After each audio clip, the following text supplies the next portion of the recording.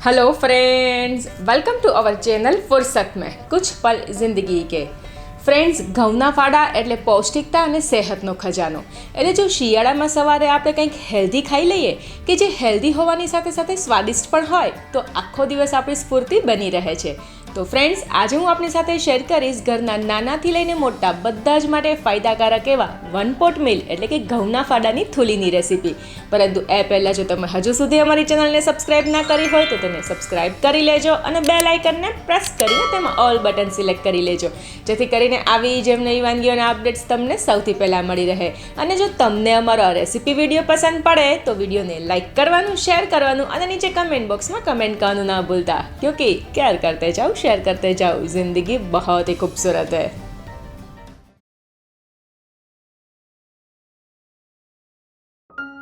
ઘઉંના ફાડાની હેલ્ધી થૂલી બનાવવા માટે મેં અહીંયા 1 કપ ઘઉંના ફાડા લીધા છે કે જેને આપણે દલિયા પણ કહીએ છીએ।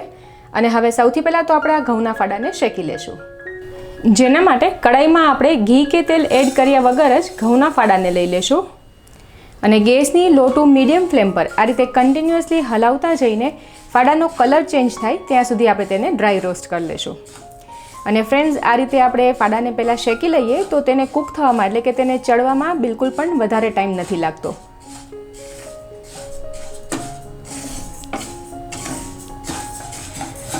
અને અરાઉન્ડ 3 થી 4 મિનિટ જેવું શેકાયા બાદ આપ જોઈ શકો છો ઘઉંના ફાડા છે સરસ ગોલ્ડન બ્રાઉન કલરના શેકાઈ ગયા છે। તો હવે ગેસની ફ્લેમને આપણે બંધ કરી દઈશું અને હવે આ ઘઉંના ફાડાને આપણે બોઇલ કરી લેશું, જેના માટે એક વેસલમાં આપણે ઘઉંના ફાડાનું 3 ગણું એટલે કે 3 કપ પાણી લઈ લેશું।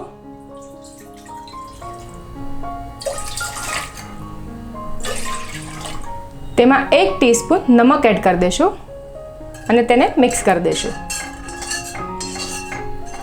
અને ગેસની હાઈ ફ્લેમ પર આપણે પાણીમાં એક બોઇલ લઈ લેશું અને પાણીમાં જ્યારે આ રીતનો એક બોઇલ આવી જાય એટલે ગેસની ફ્લેમને આપણે બંધ કરી દઈશું અને ત્યારબાદ તેમાં શેકેલા ઘઉંના ફાડાને એડ કરી દઈશું અને એક વખત તેને મિક્સ કરી દઈશું અને ત્યારબાદ ઢાંકણ ઢાંકી અને આ ઘઉંના ફાડાને આપણે 30 મિનિટ માટે રહેવા દઈશું, જેથી કરીને ઘઉંના ફાડા ગરમ પાણીને સરસ રીતે એબ્ઝોર્બ કરી કૂક થઈને ફૂલાઈ જાય।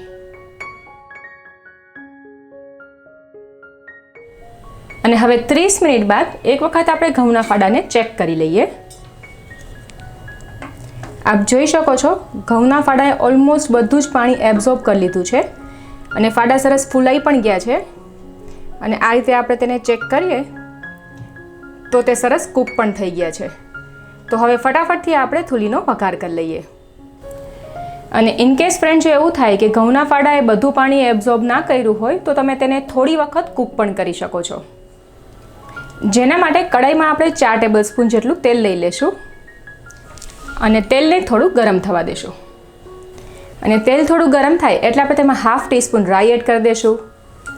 રાઈ ફૂટવા લાગે એટલે આપણે તેમાં 1/2 ટીસ્પૂન જીરું એડ કરી દેશું, પિંચ ઓફ હિંગ એડ કરી દેશું, 1 નંગ તમાલપત્ર એડ કરી દેશું, 1 નંગ સૂકા લાલ મરચાંને તોડીને એડ કરી દેશું, 7 થી 8 મીઠા લીમડાના પાન એડ કરી દેશું અને ત્યારબાદ ગેસની ફ્લેમને આપણે લો કરી દેશું અને તેમાં 1 ટેબલ સ્પૂન શેંગદાણા એડ કરી દેશું અને ગેસની લો ફ્લેમ પર જ શેંગદાણાને આપણે થોડા શેકી લેશું।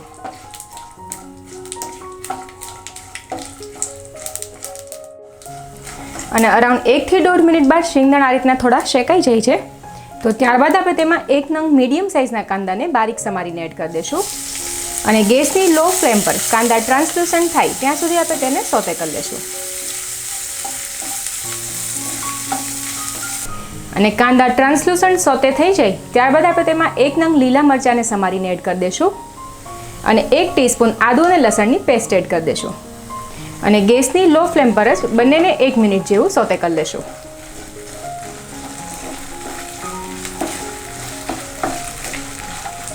અને 1 મિનિટ સોતે કર્યા બાદ આપણે તેમાં 1 નંગ મીડિયમ સાઇઝના ટમેટાને બારીક સમારીને એડ કરી દઈશું અને સાથે સ્વાદ અનુસાર નમક એડ કરી દઈશું, જેથી કરીને ટમેટા છે તે ફટાફટથી કૂક થઈ જાય અને તેને મિક્સ કરી દઈશું। અને ફ્રેન્ડ્સ, અહીંયા નમક એડ કરતી વખતે ધ્યાન રાખવાનું, કેમ કે ઘઉંના ફાડાને ઓલરેડી આપણે જે સોલ્ટેડ વોટર છે તેમાં જ કૂક કરેલા છે, એટલે અહીંયા નમક આપણે વેજીટેબલ્સ પૂરતું જ એડ કરવાનું છે। અને હવે ગેસની લો ટુ મીડિયમ ફ્લેમ પર ટમેટાને આપણે 1 થી 1.5 મિનિટ જેવા કૂક થવા દેશું, જેથી કરીને તે સરસ સોફ્ટ થઈ જાય.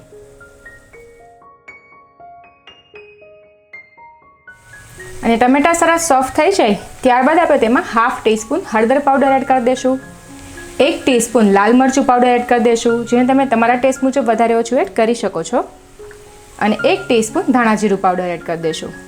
અને બધું સરસ રીતે મિક્સ કરી અને 1 મિનિટ જેવું કૂક કરી લેશું, જેથી કરીને બધા જ મસાલા છે તે સરસ કૂક થઈ જાય.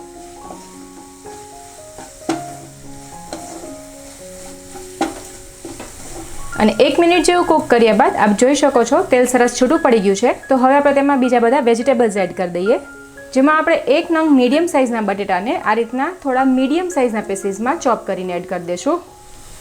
1/2 કપ આ રીતના થોડા બારીક સમારેલા ગાજર એડ કરી દઈશું, 1/2 કપ સમારેલી ફણસી એટલે કે ફ્રેન્ચ બીન્સને એડ કરી દઈશું, 1/2 કપ ક્યુબ કટ કરેલા કેપ્સિકમ એડ કરી દઈશું, અને 1/2 કપ વટાણા એડ કરી દઈશું. અને બધા જ વેજીટેબલ્સને આપણે સરસ રીતે મિક્સ કરી દઈશું. અને આ ઉપરાંત ફ્રેન્ડ્સ તમારે જો એડ કરવું હોય તો તમે થોડું બારીક સમારેલું ફ્લાવર પણ એડ કરી શકો છો, અને બીટને પણ ખમણીને એડ કરી શકો છો.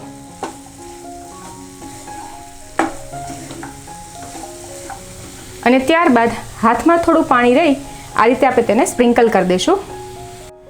અને ત્યારબાદ કઢાઈનું ઢાંકણ ઢાંકીને ગેસની લો ફ્લેમ પર બધા જ વેજીટેબલ્સને આપણે 5 મિનિટ માટે કૂક કરી લેશું. અને 5 મિનિટ વેજીટેબલ્સને કૂક કર્યા બાદ આપણે તેમાં બોઇલ કરેલા ઘઉંના ફાડાને એડ કરી દઈશું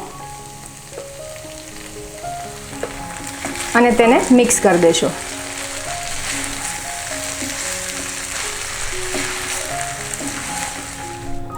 અને ત્યારબાદ ફરી કઢાઈનું ઢાંકણ ઢાંકીને ગેસની લો ફ્લેમ પર બધું આપણે 5 મિનિટ માટે કૂક કરી લેશું, જેથી કરીને ઘઉંના ફાડાની અંદર બધા જ મસાલાની એકદમ સરસ ફ્લેવર આવી જાય.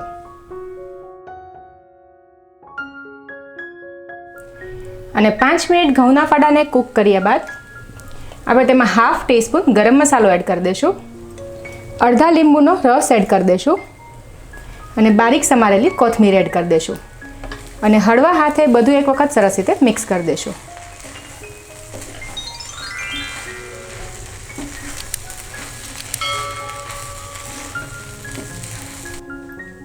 અને ત્યારબાદ ગેસની ફ્લેમને બંધ કરી ગરમા ગરમ હેલ્ધી ઘઉંના ફાડાની થૂલીને સર્વ કરીશું. તો ફ્રેન્ડ્સ, આ હેલ્ધી રેસીપીને તમે જરૂરથી ટ્રાય કરજો, અને તમને તેનો ટેસ્ટ કેવો લાગ્યો તે કમેન્ટ બોક્સમાં કમેન્ટ કરીને અમને જરૂરથી જણાવજો. હું મયુરી સોઢા અહીં સાઇન ઓફ કરીશ. ફરી આપને મળીશ એક નવા એપિસોડમાં એક નવી વાનગી સાથે. ટિલ ધેન કેર કરતે જાઓ, શેર કરતે જાઓ, ક્યોંકि જિંદગી ખૂબસૂરત હૈ.